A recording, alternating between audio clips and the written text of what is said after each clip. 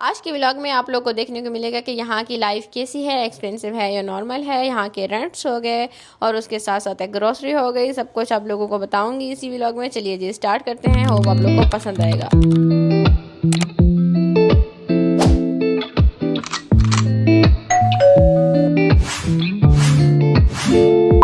अस्सलामुअलैकुम दोस्तों, क्या हाल चाल है आपके। होप कि आप लोग ठीक होंगे। अल्लाह का शुक्र है मैं भी आपकी दुआओं से बिल्कुल ठीक हूँ। हमारी सुबह सुबह की जो रूटीन होती है ना, वो यहाँ से स्टार्ट होती है। मैंने फटाफट से नाश्ता किया, उसके बाद मैंने यहाँ पे अपनी एक जादुई फक्की खाई, जो कि आप लोगों को मैंने पिछले व्लॉग में दिखाई थी। और हुआ क्या कि 2 दिन में ये इतनी सी बच गई है। हम लोग माशाल्लाह सारी फैमिली मेम्बर्स इसके आदी हो चुके हैं। पोस्टमार्टम जो मदर्स होती है ना, तो उनके लिए ये तो बहुत ही बेस्ट है। चलें जी, हम लोग फिर अपने टॉपिक पे आते हैं। जो टॉपिक आज मैंने छेड़ा हुआ है कि यहाँ की लाइफ कैसी है, यहाँ पे रहना कैसा है, एक्सपेंसिव है या नॉर्मल है, और अपने पाकिस्तान के हिसाब से यहाँ पे रहना कैसा है, और यहाँ पे हम लोग कैसे अफोर्ड कर सकते हैं या नहीं कर सकते हैं, क्या चीज़ हम लोग अफोर्ड कर सकते हैं और क्या चीज़ नहीं कर सकते, और बच्चों के साथ यहाँ पे लाइफ कैसी होती है, सब कुछ आप लोगों को बताऊंगी बहुत ही डिटेल से, ठीक है। क्योंकि काफ़ी सारी मेरी सिस्टर्स के मैसेजेस भी होते हैं और काफ़ी सारे लोगों ने, मैंने देखा है कि लोग ये इन्फॉर्मेशन लेना चाहते हैं कि यहाँ पे लाइफ किस तरीके से बंदा गुजार सकता है, यहाँ पे रहना आसान है या नहीं,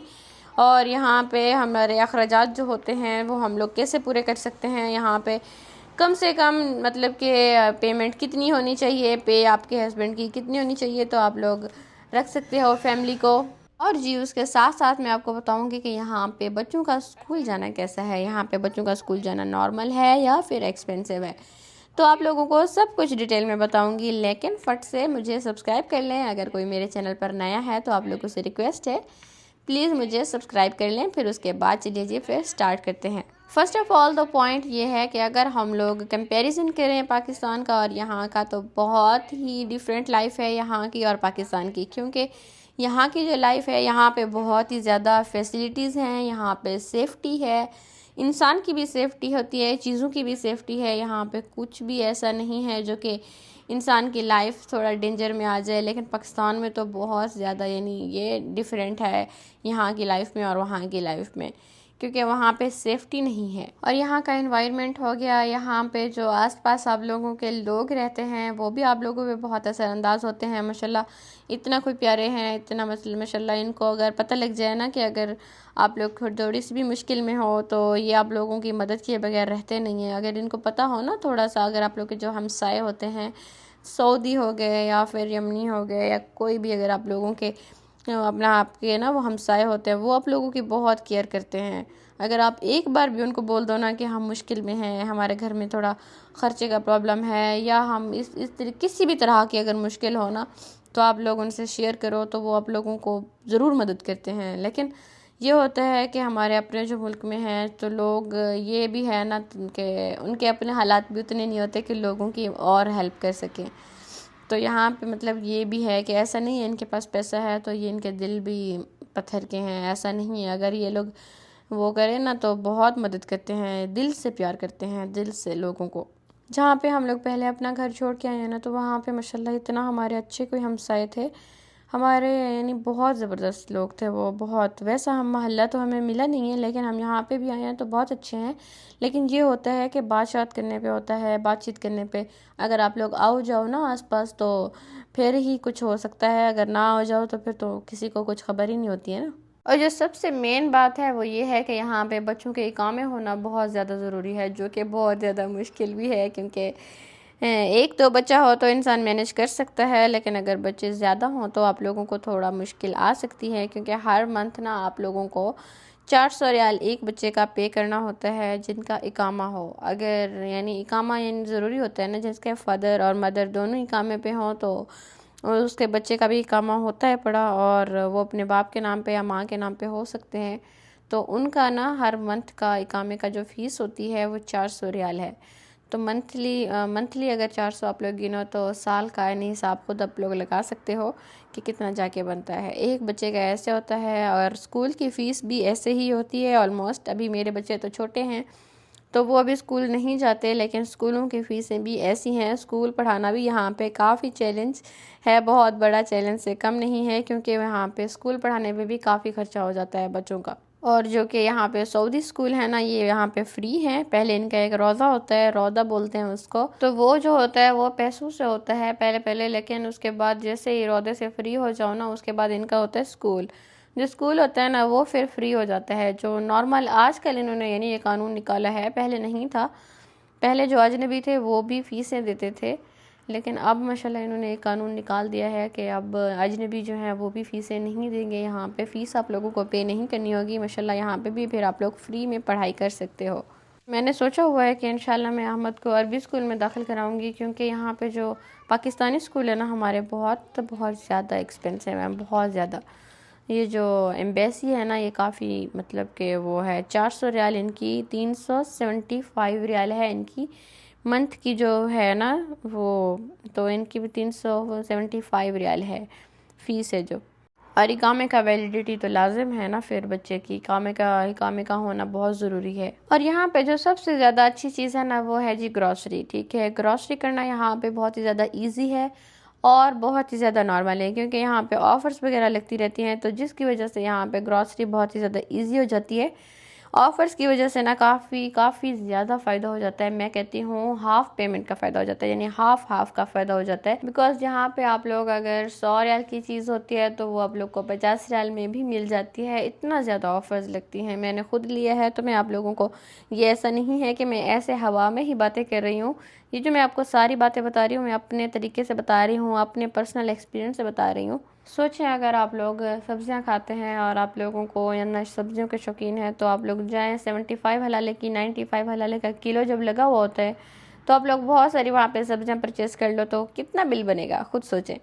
जहाँ पे प्याज भी ऑफ़र में लगे हुए होते हैं, ऑलमोस्ट हर टाइम लगा हुआ होता है प्याज, और आलू हो गए, और ये सब चीज़ें हर वक्त ऑफ़र में लगी हुई होती हैं। तो कितना 50 रियाल 100 रियाल की अगर आप लोग चीज़ें ले भी लें ना, तो यहाँ पे खाना पीना मतलब कि ईजी है। अगर आप लोग घर में बनाएं तो बहुत ईजी है, लेकिन अगर बाहर से परचेज़ करो तो काफ़ी एक्सपेंसिव जा पड़ता है। बाहर से परचेज़ करना यानी काफ़ी एक्सपेंसिव जा पड़ता है। अगर आप लोग रोज़ रोज़ बाहर से खाएँ तो वो शायद ज़्यादा हो, लेकिन घर से अगर आप लोग बनाओ तो मेरे ख्याल में नहीं होता इतना ज़्यादा। और इंशाल्लाह आप लोगों को एक दिन मैं अपनी पूरी मंथली ग्रॉसरी का भी बिल दिखाऊंगी कि हमारा मंथली ग्रॉसरी का बिल कितना आया है, क्योंकि हम लोग माशाल्लाह फैमिली मेम्बर्स ज़्यादा हैं, तो इसलिए जिनकी फैमिली बड़ी होती है तो उनका बिल भी बड़ा होता है, बिल भी ज़्यादा आता है।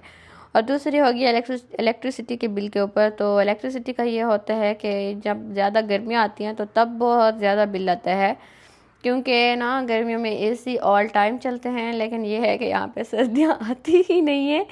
तो लेकिन मौसम अच्छा हो जाता है तो खैर थोड़ा बहुत फ़र्क आ ही जाता है, तो थोड़ा बहुत एसी कम हो जाते हैं, और जिसकी वजह से थोड़ा बिल कम आता है, लेकिन आता ही रहता है। जैसे कि हमारे 4 एसी चलते हैं तो हमारा बिल 1000 तक आता है, 800 1000 ऐसे।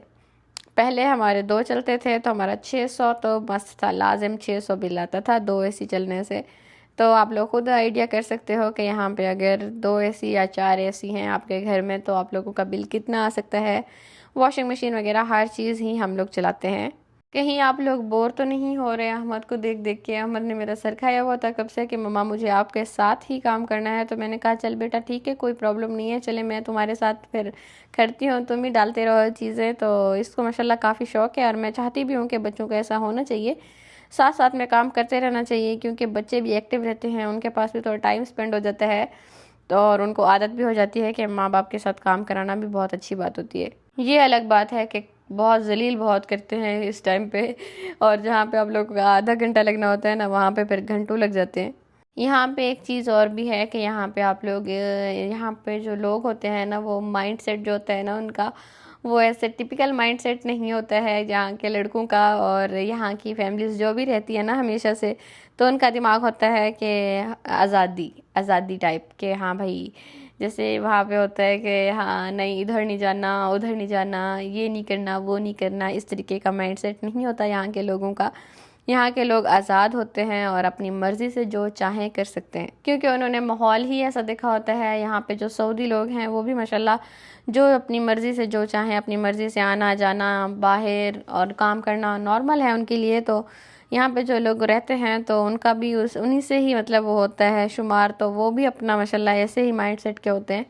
तो ये बहुत ही ज़्यादा ज़बरदस्त चीज़ है इन सब लोगों में। तो जी ये तो क्लियर हो गया यहाँ की जो कि खाना पीना है ना वो नॉर्मल है, वो आप लोग इजीली परचेज़ कर सकते हो, लेकिन जो कि यहाँ पे रहना है ना वो बहुत मुश्किल है। यहाँ पे जो इकामा बनवाना है वो बहुत मुश्किल है, वो बहुत एक्सपेंसिव है।